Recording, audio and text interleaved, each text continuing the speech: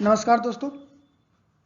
जैसा कि आप जानते हैं कि कल यानी 20 फरवरी 2021 को यूपी ट्रिपल एससी के द्वारा जो समूह गा की परीक्षाएं हैं उनके लिए एक नए एग्जाम पैटर्न को इंट्रोड्यूस किया गया है, जिसे हम प्रिलिमिनरी एलिजिबिलिटी टेस्ट यानी कि प्रारंभिक पात्रता परीक्षा के नाम से जानते हैं। इसमें जो चेंजेस किए गए हैं, नया सिलेबस इंट्रोड्यूस किया गया है। तो क्या क्या चीज़ें हैं उस पूरे एक एक टॉपिक को देखेंगे, उसका पोस्टमार्टम करेंगे कि किन किन चीज़ों को इसमें नया ऐड किया गया है। तो हम चलते हैं।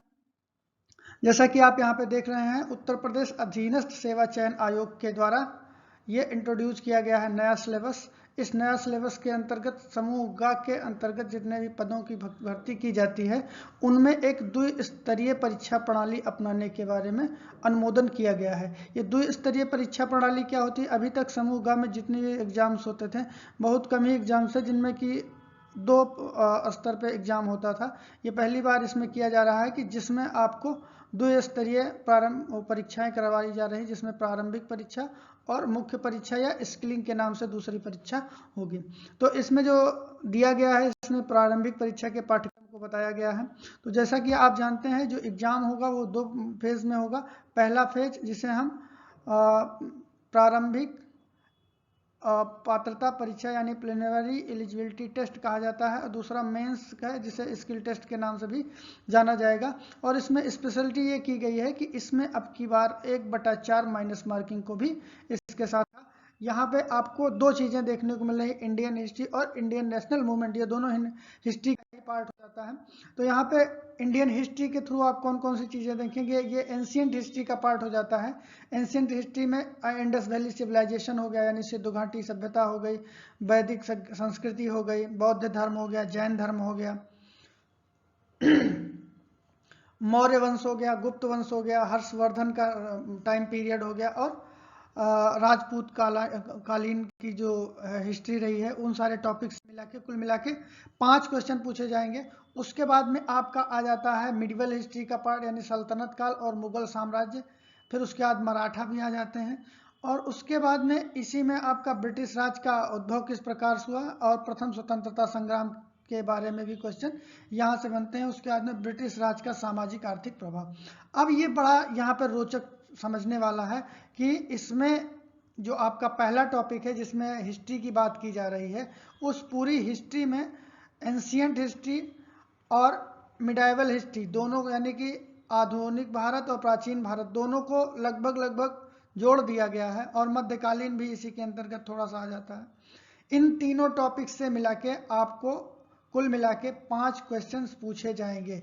यानी हिस्ट्री में कंप्लीट हिस्ट्री पढ़ने के बाद में मैक्सिमम 5 नंबर के क्वेश्चन बनेंगे। उसके बाद में ये आपका भारतीय राष्ट्रीय आंदोलन यानी इंडियन नेशनल मूवमेंट जो होता है, ये आप टॉपिक आ जाता है। ये आपका मॉडर्न हिस्ट्री का पार्ट हो जाता है। तो कुछ पार्ट यहाँ पे कुछ पोर्शन आप देखेंगे ये एंशियंट और मिडिवल का हो गया। थोड़ा सा यहाँ पे आप जब मॉडर्न पढ़ना चालू करते हैं तो वहाँ पे भी ब्रिटिश राज का सामाजिक आर्थिक प्रभाव और ब्रिटिश राज का जो उद्भव हुआ है वहाँ से लेके स्वतंत्रता संग्राम, ये वाला पूरा पार्ट। और ये इतना आपका मॉडर्न इंडियन हिस्ट्री और इंडियन पोस्ट इंडिपेंडेंस के थ्रू आप इन सारी चीज़ों को पढ़ते हैं। तो यहाँ पे स्वाधीनता आंदोलन, फिर उसके बाद में स्वदेशी एवं सविनय अवज्ञा आंदोलन, ये महात्मा गांधी के नेतृत्व में जो भी आंदोलन हुए थे, क्रांतिकारी आंदोलन, विधायी संशोधन, भारत छोड़ो आंदोलन, तो ये सारे टॉपिक्स में दिए गए हैं। फिर आपकी बात आ जाती है ज्योग्राफी की। ज्योग्राफी में आप यहाँ पे देखेंगे जो नॉर्मल से आप ज्योग्राफी जानते हैं, ज्योग्राफी को हम जनरली 2 भागों में डिवाइड करते हैं। पहला आपका आ जाता है फिजिकल ज्योग्राफी और दूसरा आ जाता है ह्यूमन ज्योग्राफी। फिजिकल ज्योग्राफी में आप 2 चीज़ें पढ़ते हैं, जिसमें कि आप वर्ल्ड ज्योग्राफी का पूरा पार्ट पढ़ते हैं, जिसके अंतर्गत आपका आ जाता है क्लाइमेटोलॉजी, ओशेनोग्राफी, बायोग्राफी, जियोमॉर्फोलॉजी, और ये सारे टॉपिक्स आपके आ जाते हैं। फिर इसी के अंतर्गत आपका ह्यूमन ज्योग्राफी आ जाता है, जिसमें कि ह्यूमन ज्योग्राफी के अंतर्गत इकोनॉमिक ज्योग्राफी, इन्वायरमेंटल ज्योग्राफी, इन सारी चीज़ों को पढ़ा जाता है। फिर इसी के साथ में आप अगर इंडिया के पर्सपेक्टिव देखें तो इंडियन ज्योग्राफी भी पढ़ा जाता है। जो अभी तक हम लोग पढ़ते आ रहे थे पुराने पैटर्न पे, उसका पैटर्न ये था कि ज्योग्राफी को 2 भागों में बांटते हैं, फिजिकल और ह्यूमन ज्योग्राफी। फिजिकल ज्योग्राफी में क्लाइमेटोलॉजी, ओशनोग्राफी, जियोमॉर्फोलॉजी और बायोग्राफी, इन सारी चीज़ों को पढ़ा जाता है। ह्यूमन ज्योग्राफी में आपका सेंसेक्स वगैरह हो गया, इकोनॉमी हो गया, और इन सारी चीज़ों को यहाँ पे पढ़ा जाता था। लेकिन जो परिवर्तन कर दिया गया है, अब उसमें बहुत कम चीज़ों को आपको पढ़ने की ज़रूरत है। यहाँ पे भारत एवं विश्व के भौतिक भूगोल के बारे में चर्चा करेंगे, जिसमें कि आपका नदियाँ और नदियों की घाटी कितनी हो गई, यानी कि ड्रेनेज सिस्टम आप पूरा पढ़ेंगे इंडिया का और वर्ल्ड का। भूजल संसाधन हो गया, यानी कि आप यहाँ पे ओशेनोग्राफी पढ़ेंगे, यानी समुद्र विज्ञान के कुछ कोर कॉन्सेप्ट ही पढ़ने रहेंगे, बहुत सारी चीज़ें नहीं। पर्वत, पहाड़ियाँ और हिमनाद पढ़ना रहेगा।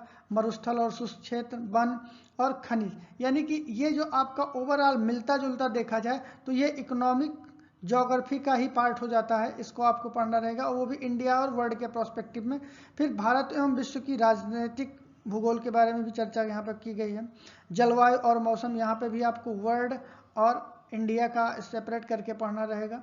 फिर time zone, various time zones, time zone कैसे डिसाइड होता है, यह आपका एस्ट्रोनॉमी का पार्ट हो जाता है, या आप जैसे कहते हैं जिसमें आपका ये ग्लोब हुआ तो ग्लोब के जो अक्षांश होते हैं, इन अक्षांशों के आधार पर किस प्रकार से टाइम जोन का डिवीजन होता है, उन सारी चीज़ों को इसके अंतर्गत पढ़ाना होगा। ये सारी चीज़ें हम लोग इस पूरे लेक्चर सीरीज में, जो अभी इसके बाद में हम लोग चालू करेंगे, उसमें सारी चीज़ों को देखेंगे। फिर जनसांख्यिकी और का जो परिवर्तन है और उसका प्रभाव, यानी जो डेमोग्राफिक डिविडेंट है उसका जो इम्पैक्ट पड़ रहा है सोसाइटी के ऊपर, उन सारी चीज़ों को इसके अंतर्गत देखा जाएगा। फिर चौथा आपका हो जाता है इंडियन इकॉनमी। इंडियन इकॉनमी भी यहाँ पे थोड़ा सा दूसरे फॉर्मेट में आपको रिप्रेजेंट की गई है।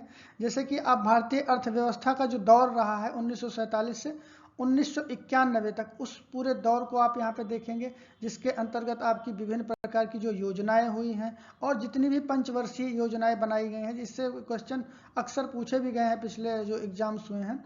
तो ये आपका जितनी योजनाएं बनी उन योजनाओं के साथ में पंचवर्षीय योजनाओं के महत्व को भी यहाँ पे पढ़ना होगा। फिर मिश्रित अर्थव्यवस्था का जो विकास हुआ है वो किस प्रकार से हुआ है, निजी तथा सामाजिक क्षेत्र की जो भूमिका रही है उसको इसके अंतर्गत देखा जाएगा। इन दोनों तीनों चीज़ों को मिला के एक साथ भी पढ़ा जाता है। फिर हरित क्रांति आप देखेंगे, हरित क्रांति के बाद में जितने भी आपकी क्रांतियां हुई हैं उन सारी क्रांतियों को इसके अंतर्गत देख लिया जाएगा, क्योंकि वो इकोनॉमिक प्रॉस्पेरिटी के लिए वो बहुत ही महत्वपूर्ण रही हैं, तो उन सारी चीज़ों को देखेंगे। दुग्ध का विकास और ऑपरेशन फ्लड जो रहा है, बैंकों का राष्ट्रीयकरण और कब कब क्या किया गया है। उसके बाद में 1991 में जो आपका ग्लोबलाइजेशन हुआ है, एलपीजी रिफॉर्म्स आए हैं, उन एलपीजी रिफॉर्म्स का एक क्या इम्पैक्ट रहा है। फिर उसके बाद में वर्ष 2014 के पश्चात में जो आर्थिक सुधार किए गए हैं, जैसे कृषि सुधार, ढांचागत सुधार, श्रम सुधार, 2014 के बाद जीएसटी वगैरह भी आई है। आर्थिक सुधार में बहुत सारे पहलू आपके इंट्रोड्यूस किए गए हैं। नोटबंदी हुई है तो नोटबंदी का क्या इम्पैक्ट रहा है, उन सारी चीज़ों को इसके अंतर्गत 2014 के बाद में जो रिसेंट चेंजेस हुए हैं उनको यहाँ पे देखना होगा। फिर टॉपिक 5 आपका आ जाता है। टॉपिक 5 के अंतर्गत आप देखेंगे भारतीय संविधान और लोक प्रशासन। भारतीय संविधान और लोक प्रशासन में यहाँ पे बहुत सीमित चीज़ें पढ़ने की ज़रूरत है आपको, क्योंकि जो सिलेबस दिया गया है वो 3-4 चीज़ों पे फोकस है। सबसे पहले जो आपका कॉन्स्टिट्यूशन है, उस कॉन्स्टिट्यूशन की कुछ फीचर्स आपको पढ़ने रहेंगे, उसकी जो विशेषताएं हैं उन विशेषताओं को देखना रहेगा। विशेषताओं के बाद में वो कहाँ से क्या लिया गया है वो आपको देखना रहेगा। उसके बाद में उसके जो इम्पोर्टेंट आर्टिकल्स हैं उन आर्टिकल्स को आपको देखना रहेगा। आर्टिकल्स को देखने के बाद में उसकी जो प्रॉपर्टी है, जो स्पेशलाइजेशन है हमारे इंडियन कॉन्स्टिट्यूशन का, उन सारी चीज़ों को देखना रहेगा। जैसे कि डीपीएसपी हो गया, यानी कि डीपीएसपी को राज्य के नीति निर्देशक सिद्धांत कहा जाता है। फिर उसके बाद में मौलिक अधिकार यानी फंडामेंटल राइट और फंडामेंटल ड्यूटी आपको यहाँ पे देखना रहेगा, ये भी इसके फीचर्स के रूप में आता है। फिर आपका संसदीय प्रणाली, संसदीय प्रणाली क्या आप कैसे देखेंगे। संसदीय प्रणाली में आप राज्य के लिए और केंद्र के लिए जो उनका पॉलिटिकल सिस्टम है, जैसे कि यहाँ पे आपका केंद्र के लिए आप देख लेते हैं संसद देख लेते हैं, संसद में राज्यसभा लोकसभा होता है, वैसे ही आप सेम फॉर्मेट में दोनों को पैरेलल एक एक डायग्राम के फॉर्मेट में आप लोगों को बहुत ही कंसाइज वे में हम लोग तैयार करवा देंगे, तो उसमें कोई चिंता करने का ज़रूरत नहीं है। फिर उसके बाद में संघीय प्रणाली, संघ एवं केंद्रीय शासनों के बीच में जो संबंध होते हैं, इन संबंधों में आर्थिक सामाजिक जो संबंध होते हैं, और सबसे महत्वपूर्ण आर्थिक संबंध होता है किस प्रकार से जो पैसा होता है ऊपर से नीचे तक किस प्रकार से डिस्ट्रीब्यूट होता है, टैक्स रेवेन्यू कैसे शेयर किया जाता है, जीएसटी आने के बाद में क्या चेंजेस हुए हैं। तो उन सारी चीज़ों को टेक्निकलिटी में जाने की जरूरत नहीं है, लेकिन बेसिक आपको अंडरस्टैंडिंग होनी चाहिए कि कौन सा आर्टिकल क्या डिस्क्राइब करता है। उसके बाद में न्यायिक ढांचा और सर्वोच्च न्यायालय और उच्च न्यायालय को पढ़ा जाएगा। तो ओवरऑल ये जो आप अगर आपने सुना हो लक्ष्मीकांत की जो बुक है, उस लक्ष्मीकांत की बुक का लगभग 60% ये कवर कर लेता है जो इसमें टॉपिक्स दिए गए हैं। रिमेनिंग आपका जो डिस्ट्रिक्ट एडमिनिस्ट्रेशन है और उसके बाद में स्थानीय निकाय एवं पंचायती चुनाव है, इन ये भी आपका पूरा मिला दिया जाए तो आपको केवल एक बुक का सहारा लेके इसमें से सारी चीज़ें कर लेना है। बाकी हमारी जो पॉलिटी की सीरीज रहेगी वो पूरा माइंड मैप के फॉर्मेट पे चलेगी, तो उस माइंड मैप के माध्यम से आप लोगों को पूरा तैयार करवा दिया जाएगा। फिर उसके बाद में आप जनरल साइंस पे आते हैं। तो जनरल साइंस में यहाँ पे थोड़ा सा चालाकी बरती है यूपी SSSC ने। उसने केवल प्रारंभिक परीक्षा के लिए प्रारंभिक भौतिक विज्ञान, प्रारंभिक रसायन विज्ञान और प्रारंभिक जीव विज्ञान के बारे में चर्चा की है। अब प्रारंभिक जीव विज्ञान, भौतिक विज्ञान और रसायन विज्ञान का ऑप्शंस कहाँ से निकालेंगे? इसके लिए आप 8th क्लास, 9th क्लास और 10th क्लास की जो NCERT होती है, उन NCERT के बिहाफ पे हम इन टॉपिक्स को तैयार करेंगे और उनमें जो चैप्टर दिए गए हैं उनसे रिलेटेड क्वेश्चन ईयर को सॉल्व किया जाएगा और उसी के आधार पे हम अपनी तैयारी कर लेंगे। तो विज्ञान में बहुत ज़्यादा भ्रमित होने की आवश्यकता नहीं है, क्योंकि यहाँ पे उन्होंने क्लियर तरीके से टॉपिक्स को नहीं लिखा है, लेकिन वहाँ पे प्रारंभिक दे दिया है। प्रारंभिक का मतलब यही हो जाता है कि जो आपके 10th लेवल से नीचे होते हैं उन सारे टॉपिक्स को इसके अंतर्गत पढ़ा जाएगा। आप देखेंगे तो हिंदी वाले पोर्शन पे ज़्यादा हम चर्चा ना करेंगे, क्योंकि आप जान रहे हैं सारे टॉपिक्स दिए गए, इसमें आपको पढ़ना भी रहेगा, रटना भी रहेगा।